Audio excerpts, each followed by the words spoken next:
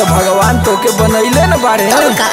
जब छुए हमर गाल गुल गुलाबारे जाम होला सड़क वा पुलाबारे काहे नहीं पे गड़ नजरिया रहेला।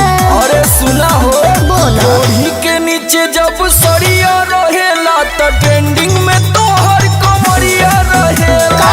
ओढ़ी के नीचे जब सरिया रहेला तो ट्रेंडिंग में तो हर कमरिया रहेला। ढेर जानतर का ट्रेंडिंग में तो हर कमरिया रहेला।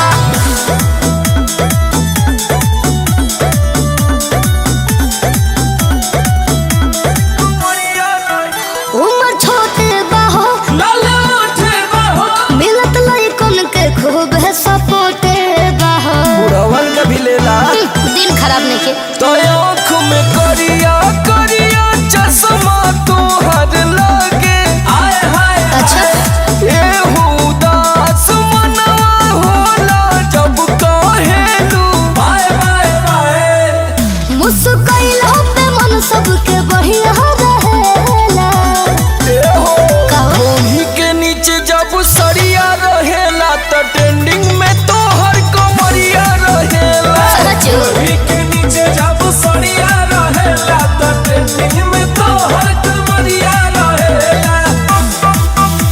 कमरिया कमरिया कमरिया रहेला।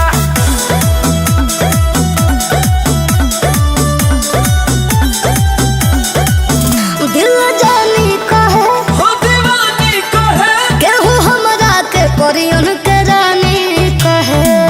अरे तू रात रानी भी हऊ। थैंक यू झुमका गजरा गजरा पेन्हला पातू फूल लागेलू ओठवा रस से भरल ताजा ताजा। फूल लागेलू। चंदन जगबन से सामर खजुरिया कहेला।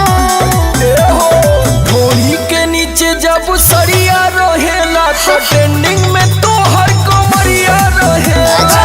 ओढ़ी के नीचे जब सरिया रहेला तो ट्रेंडिंग में तो हर कमरिया रहेला। जा सही ट्रेंड कई के छैले रहा।